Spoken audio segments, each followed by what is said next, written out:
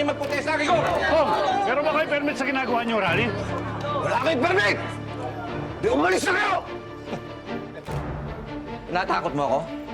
Lala mo ako, Rigor. Hindi mo ako pwedeng takutin. Hindi mo ako pwedeng patahimikin. Oh, ito ang permit namin. May kalayaan kaming ilahan ng mga hinaing namin dito. Di kami matatahimik.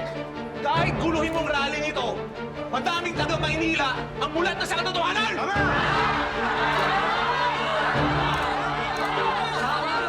At alam nyo, ang anomalya ng Guerrero. Sa totoo lang tayo. Kasama kayo sa pinaglalaban namin. Buong Maynila, taga Maynila kayo, di ba? Di ba? Ikaw, naging congressman ka lang, yabang mo na. Wag mo Alam mo akong kung sino ka! Wag mo akong takutin! Alam ko kung sino pinaglalaban niyo, si Tanggol! Itanggol nga! Dahil Gusto niyo nandito! maupo siya! Oo. Dahil makikinabang kayo! Dahil siya ang tunay na nanalo! Alibasa, tuta ka ng Guerrero eh! Tuta! Sa mo! Bigi ka ba? Tuta ka! Bigi ka ba? Bigi ka ba? Ikaw, tuta ka! Tuta ka!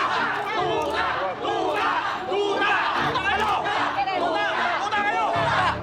Listado, katotong-abit po mga kaibigan, nagkakasagutan po dito sina Congressman Leo Moy, kakalaban po ang kapulisan. Yung mga tao po dito nagrarally ay gusto pong patigilin ng mga pulis. Nangunguna po dito sa gitna ay yung hepe po ng Quiapo Precinct na si Captain Di Magiba. Ang tanong po mga kaibigan, ito po ba ay senyales na gagamitin ng mga pulis para patahimikin ang mga kumikustyon sa mga Guerrero?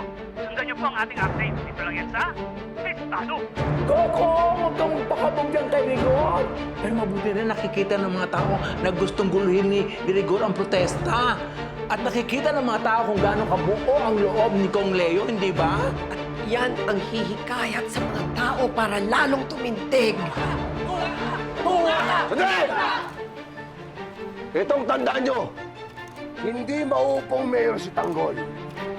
At dapat magpasalamat kayo sa mga matitakang tao na katulad ko na pinipigilang masira ang buong Quiapo, ang buong Maynila dahil kay Tanggol.